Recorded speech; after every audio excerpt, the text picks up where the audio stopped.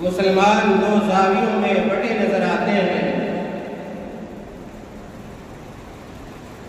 مسلمانوں کا ایک ایسا طبقہ ہے جو اس مہینے میں خاص طور سے محرم کی 10 تاریخ کو اور دیگر دنوں میں ایسے اعمال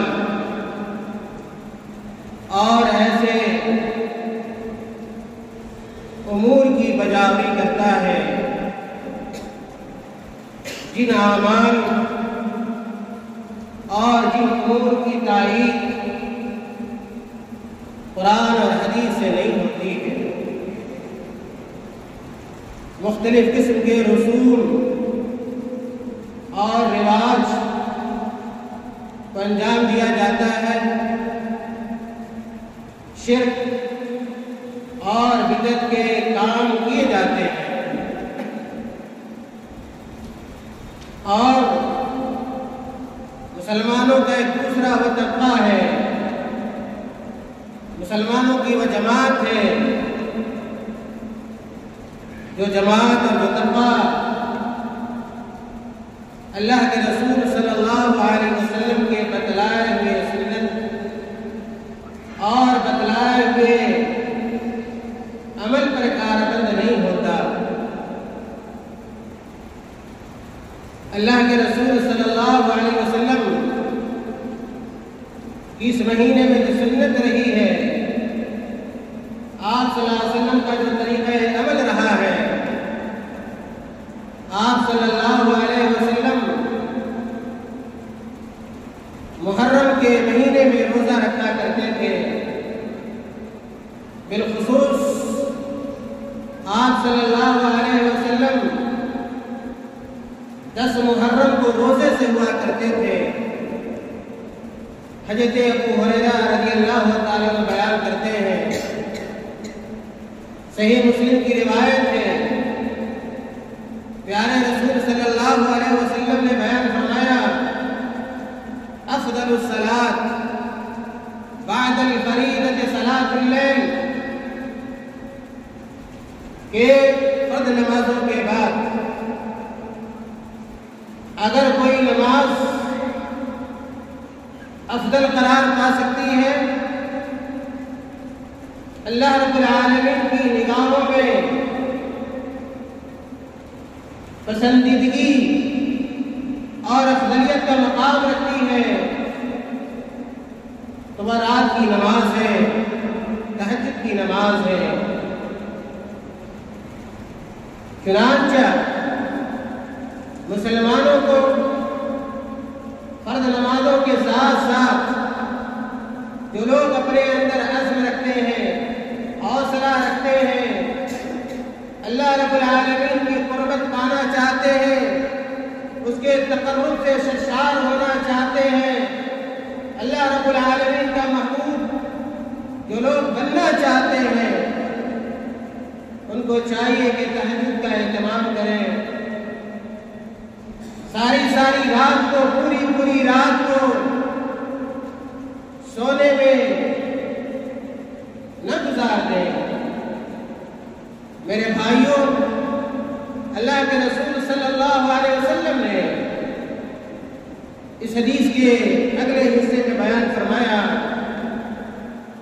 کہ وافضل الصیام بعد رمضان شہر اللہ المحرم، کہ رمضان کے روزے کے بعد ہم اور آپ اس بات سے مطلع ہیں، باخبر ہیں کہ رمضان مبارک کے مہینے کا روزہ مسلمانوں کے اوپر واجب ہے، فرض ہے،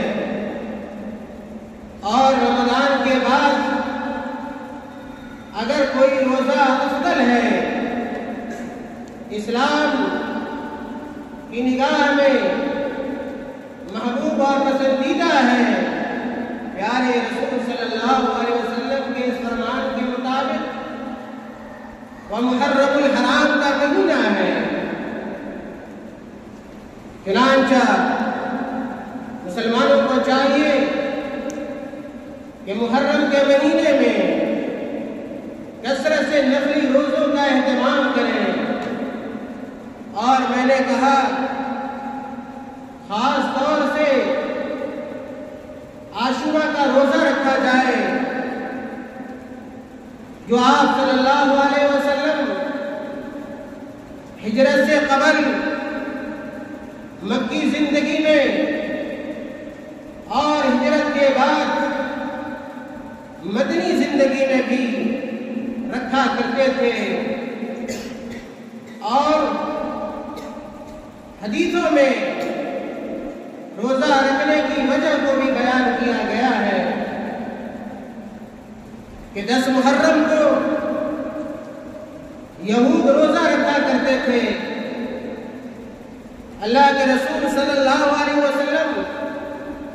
کو جب پتہ چلا کہ یہود 10 محرم کو روزہ رکھتے ہیں، وجہ پوچھی اللہ کے رسول صلی اللہ علیہ وسلم نے، تو بتلایا گیا کہ یہود اس وجہ سے روزہ رکھتے ہیں کہ اسی 10 تاریخ کو اللہ رب العالمین نے حضرت موسیٰ علیہ السلام کو اپنے وقت کے ظالم، جابر اور خونخوار انسان جو اپنے آپ کو اپنے زمانے کا خدا جانتا تھا، مانتا تھا، اپنے آپ کو الہ تصور کرتا تھا، ظلم میں اس کا کوئی ثانی اور نظیر نہ تھا، فرعون سے اللہ تعالیٰ نے موسیٰ علیہ السلام کو نجات دی تھی۔ اسی خوشی میں اور اسی کی مسرت اور شادمانی میں یہود روزہ رکھا کرتے ہیں۔ تو آپ صلی اللہ علیہ وسلم نے کہا کہ میں اپنے بھائی موسیٰ علیہ السلام کی خوشی میں شریک ہونے کا زیادہ حقدار ہوں۔ میرے بھائیوں، یہ عاشورہ کی مناسبت سے روزہ رکھنے کا سیاق اور سبب ہے۔ میرے بھائی، اللہ کے رسول صلی اللہ علیہ وسلم نے ایک دوسری حدیث کے اندر بیان فرمایا کہ احتسب علی اللہ، کہ میرا یہ گمان ہے اللہ رب العالمین سے متعلق کہ جو شخص عاشورہ کا روزہ رکھتا ہے اس کے پچھلے 1 سال کے گناہ کو اللہ تعالیٰ معاف فرما دے گا۔ عزیز طلبہ، محرم کا یہ مہینہ، عاشورہ کا یہ دن ہمارے لیے غنیمت ہے، اور اس مہینے کو اور اس دن کو، عاشورہ کے روزے کو ہم غنیمت جانیں اور روزہ رکھنے کا اہتمام کریں تاکہ اللہ تعالیٰ ہمارے گناہوں کو معاف فرما دے۔ پتہ نہیں صبح سے لے کر شام تک اور شام سے لے کر صبح تک ہم اور آپ کتنے گناہوں میں ملوث ہوتے ہیں اور طرح طرح کی معصیت کا ارتکاب کرتے ہیں۔ اللہ رب العالمین اس طرح کے مواقع دیتا ہے تاکہ ہم موقعوں سے فائدہ اٹھائیں، مواقع سے فائدہ اٹھائیں اور اللہ رب العالمین سے اپنے گناہوں کو معاف کرا لیں۔ میرے بھائیوں، اسی محرم کے مہینے میں نے کہا کہ بہت سارے لوگ ایسے خرافات اور ایسی واہیات کو انجام دیتے ہیں جس کی دلیل نہ قرآن کے اندر ملتی ہے اور نہ اللہ کے رسول صلی اللہ علیہ وسلم کی حدیثوں کے اندر ملتی ہے۔ چنانچہ ایسی خرافات سے اور ایسے واہیات کاموں سے ہمیں محتاط رہنا چاہیے، چوکنا رہنا چاہیے، اور اپنے آپ کو قطعی طور پر ایسے کاموں میں داخل نہیں کرنا چاہیے۔ اس مہینے میں جن خرافات کو انجام دیا جاتا ہے ان خرافات میں سے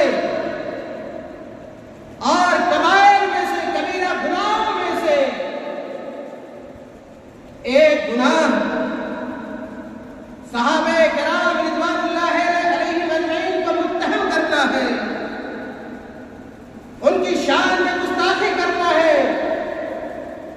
ان کو دار و تشنیع کا نشانہ بنانا ہے،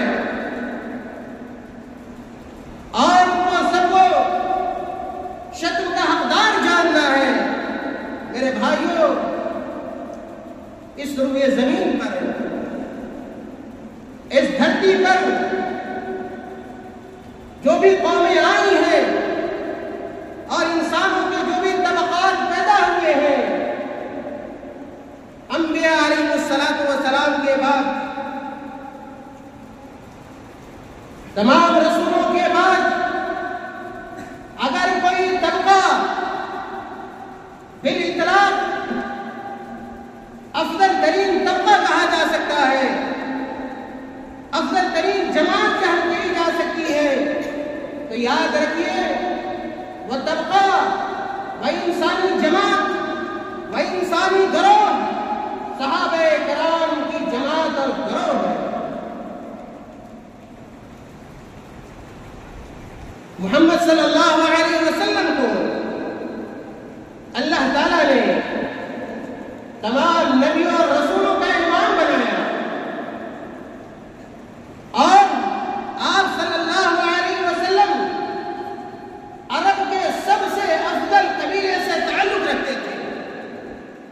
آپ صلی اللہ علیہ وسلم کا سلسلہ نسب جا کر حضرت ابراہیم علیہ السلام تک ملتا ہے، حضرت اسماعیل علیہ السلام کے سلسلے سے آپ آتے ہیں۔ اسماعیل علیہ السلام کے سلسلے میں سے جس قبیلے کو اللہ تعالیٰ نے پسند فرمایا وہ کنانا ہے، کنانا سے جس کو پسند کیا وہ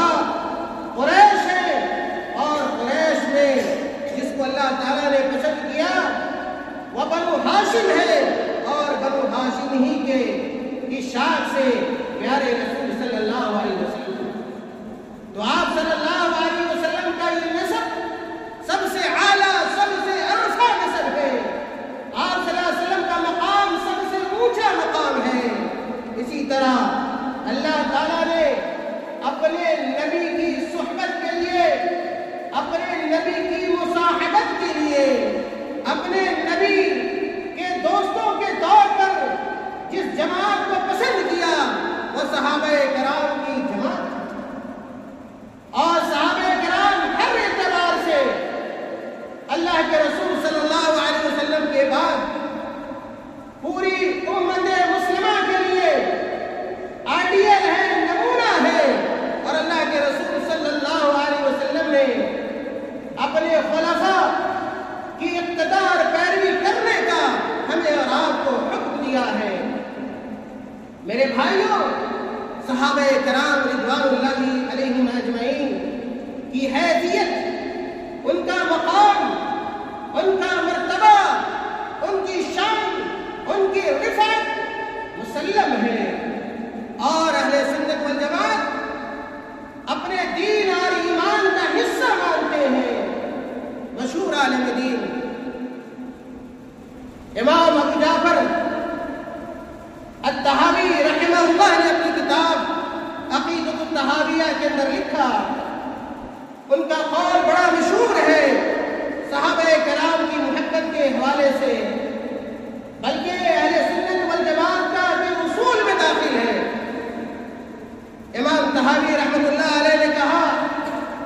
وَنُحِبُّ أَصْحَابَ رَسُولِ اللَّهِ صلی اللہ علیہ وسلم، کہ اہل سنت والجماعت علی الاطلاق تمام صحابہ کرام سے محبت کرتے ہیں،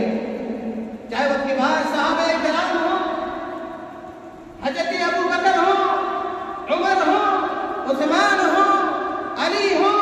خالد ہوں، زبیر ہوں رضی اللہ عنہم، یا دیگر صحابہ کرام، حضرت حسن ہوں، حضرت حسین ہوں، اہل سنت والجماعت تمام صحابہ کرام سے محبت کرتے ہیں، اور ان صحابہ کرام میں سے کسی کے ساتھ بھی محبت کرنے میں خلوص کام نہیں لیتے، صحابہ کا جو مقام ہے، جس صحابی کا جو مقام ہے، اس صحابی کے مقام کو ہم اتنا اونچا کر دیں اور اتنا غلو کریں کہ ان کا مقام مقام الوہیت کو پہنچ جائے، جیسا کہ بہت سارے فرقوں نے، بہت ساری جماعتوں نے اور باقی تحریکوں نے ایسا کیا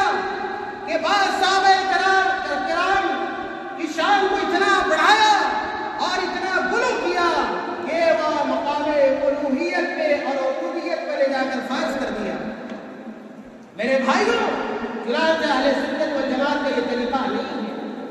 کہ کسی کی شان میں غلو کیا جائے، افراط یا ایک تفریط سے کام لیا جائے، بلکہ حد اعتدال میں رہنا ہے۔ جو ان کا مقام ہے، صحیح مقام ہے اور صحیح حیثیت ہے، وہ حیثیت انہیں دینی ہے، انہیں وہ مقام دینا ہے۔ امام طحاوی رحمۃ اللہ علیہ آگے کہتے ہیں وَلَا نَتَبَرَّأُ مِنْ أَحَدٍ مِّنْهُمْ، کہ ہم صحابہ کرام سے، کسی صحابہ کرام میں سے کسی سے برات کا اظہار نہیں کرتے۔ ایسا نہیں کہتے کہ ہم فلاں صحابی کو نہیں مانیں گے، فلاں صحابی کی کوئی حیثیت نہیں ہے، اس سے علیحدگی کا اقرار نہیں کرتے ہیں، بلکہ تمام صحابہ کرام سے محبت کرتے ہیں، انہیں عادل جانتے ہیں اور ان کی عدالت پر ایمان رکھتے ہیں، ان کی ثقافت پر ایمان رکھتے ہیں۔ بہت سارے ایسے فرقے آپ کو ملیں گے، رافضیت کو لے لیجیے، یہ ایسا فرقہ ہے جو صحابہ کرام میں سے بہت سارے سبب کے بیشتر صحابہ کرام، اکثر صحابہ کرام سے یہ فرقہ برات کا اظہار کرتا ہے، اور ان کے عقیدوں میں یہ بات شامل ہے کہ اللہ کے رسول صلی اللہ علیہ وسلم کی رحلت کے بعد، آپ صلی اللہ علیہ وسلم کی وفات اور انتقال کے بعد، نعوذ باللہ من ذلک، بیشتر صحابہ کرام سوائے چند صحابہ کرام کے اسلام سے پھر گئے، اسلام سے مرتد ہو گئے، خاص طور سے یہ روافض اور یہ شیعہ حضرات، خلفائے اربعہ، خلفائے راشدین، ابو بکر، عمر، عثمان رضی اللہ تعالیٰ عنہ سے متعلق اپنی زبان کو دراز کرتے ہیں اور حملہ آور ہوتے ہیں اور ان کی شانوں میں گستاخیاں کرتے ہیں۔ میرے بھائیوں، امام طحاوی رحمۃ اللہ علیہ آگے کہتے ہیں کہ ہم ان لوگوں سے بغض رکھتے ہیں، ہم ان لوگوں سے نفرت کرتے ہیں، ہم ان لوگوں کو اپنا دشمن سمجھتے ہیں جو صحابہ کرام سے دشمنی رکھتا ہے اور خیر کے علاوہ کسی اور لفظ کے ذریعے انہیں یاد کرتا ہے، اور کہتے ہیں امام طحاوی رحمۃ اللہ علیہ وَلَا نَذْكُرُهُمْ إِلَّا بِخَيْرٍ، ایک مسلمان، ایک صاحب ایمان ہر حال میں صحابہ کی تعریف، اس کی ثنا اور ان کی ثنا خوانی کرتا ہے۔ قرآن پڑھ دیا، قرآن میں کئی جگہوں پر کئی آیتوں میں اللہ تعالیٰ نے صحابہ کی تعریف فرمائی ہے۔ اللہ کے رسول صلی اللہ علیہ وسلم کے ساتھ صحابہ کرام کی تعریف، ان کے مقام و مرتبے کو اجاگر کیا گیا ہے۔ چنانچہ ایک مسلمان کبھی بھی صحابہ کرام کا ذکر جمیل کے بغیر کوئی کسی اور طریقے سے یا اس طریقے سے جس طریقے میں ذرہ برابر بھی صحابہ کرام کی صداقت اور عدالت میں آنچ آتا ہو، اس طریقے کو اختیار نہیں کرتا ہے۔ آگے کہتے ہیں امام طحاوی رحمۃ اللہ علیہ وَحُبُّهُمْ دِينٌ وَإِيمَانٌ وَإِحْسَانٌ، کہ صحابہ کرام سے محبت کرنا ہمارا دین، ہمارا دین اسلام یہ سکھاتا ہے کہ ہم ہر حال میں صحابہ کرام سے محبت کریں گے۔ جو صحابہ کرام سے محبت نہ کرتا ہو اور اپنے آپ کو دین اسلام کا حامل قرار دے، شریعت اسلامیہ کا وفادار سمجھے، اپنے آپ کو محمد رسول اللہ صلی اللہ علیہ وسلم کا محب کامل سمجھے، میرے بھائی ایسا نہیں ہو سکتا۔ ایک دیندار شخص ہر حال میں صحابہ کرام سے محبت کرے گا، اور صحابہ کرام سے محبت کرنا یہ ہمارے ایمان کا تقاضا ہے۔ ہمارا ایمان، ہم اہل سنت والجماعت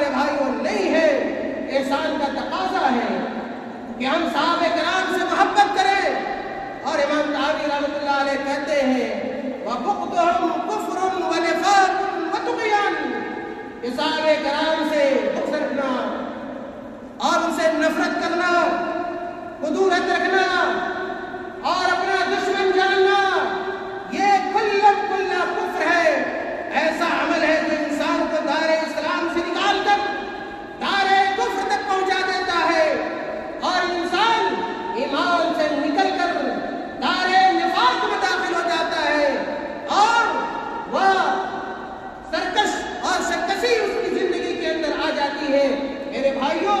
امام طحاوی رحمۃ اللہ علیہ کی یہ جو عبارت ہے یہ اقتباس ہے، یہ صحابہ کرام کی محبت کے حوالے سے اور اہل سنت والجماعت کا جو عقیدہ ہے صحابہ کرام سے متعلق، اس کے لیے اصول کی حیثیت ہے۔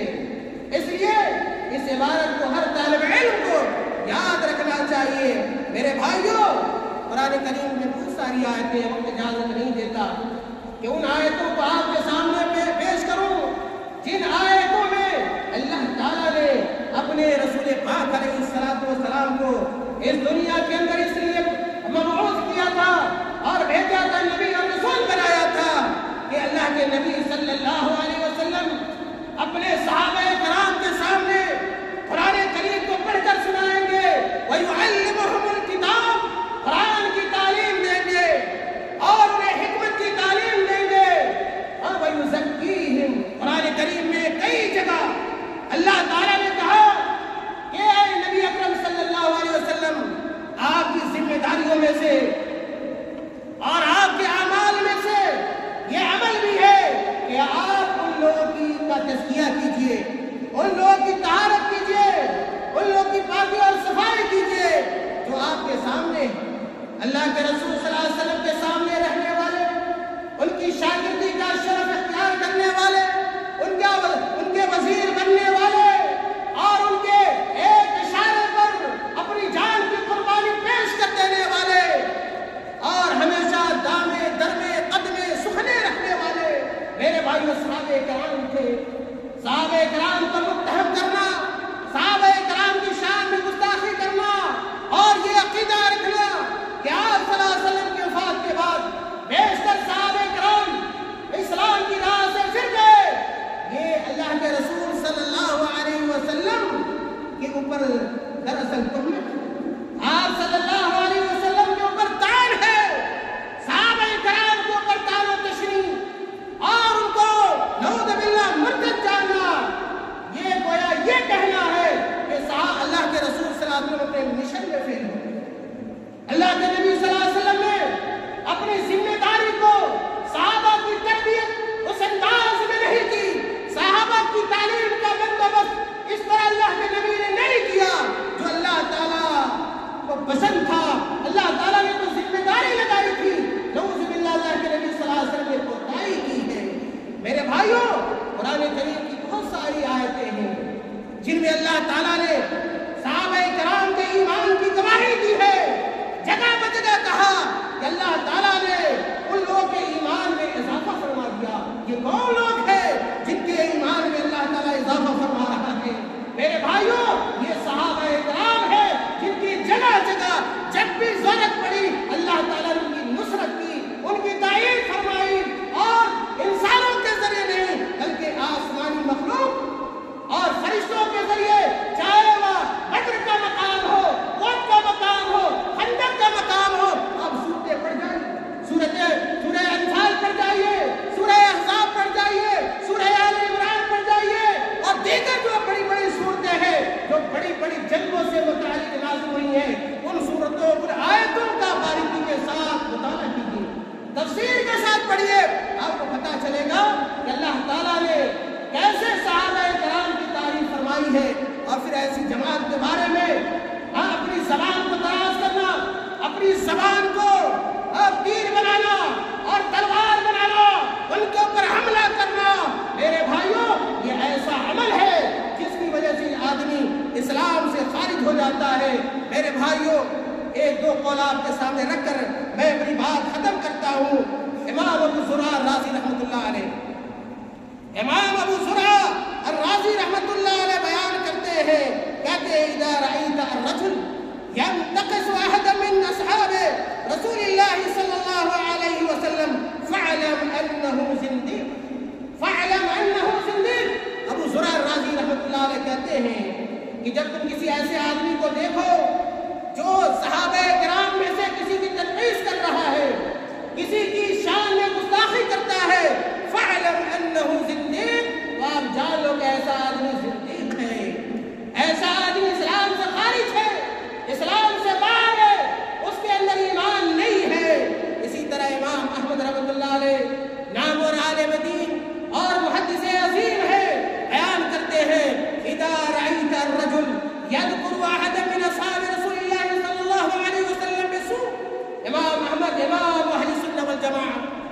کرتے ہیں؟ کہتے ہیں اذا رأیت الرجل، کہ اگر تم کسی شخص کو دیکھو کہ صحابہ کرام میں سے کسی کا نام غلط طریقے سے لے رہا ہے، صحابہ کرام کے ساتھ بے ادبی کر رہا ہے،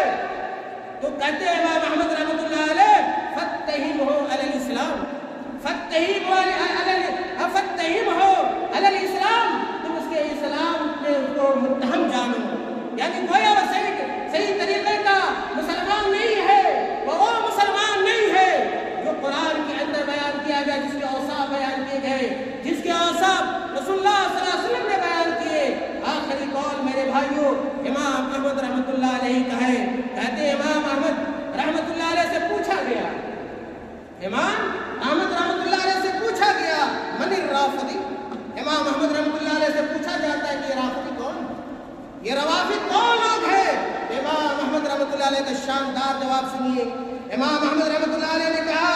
الذی یسب ابا بکر وعمر، الذی یسب ابا بکر وعمر، امام احمد کہتے ہیں کہ رافضی وہ ہے، رافضی وہ ہے جو ابو بکر رضی اللہ تعالیٰ عنہ کو برا بھلا کہتا ہو، عمر رضی اللہ تعالیٰ عنہ کو برا بھلا کہتا ہو۔ میرے بھائیوں عاشورہ کی مناسبت سے اور اس مہینے میں بہت سارے ایسے بد نصیب لوگ ہیں، محروم لوگ ہیں جو بجائے ثواب کا کام کرنے کے صحابہ کرام کی شان میں گستاخی کرتے ہیں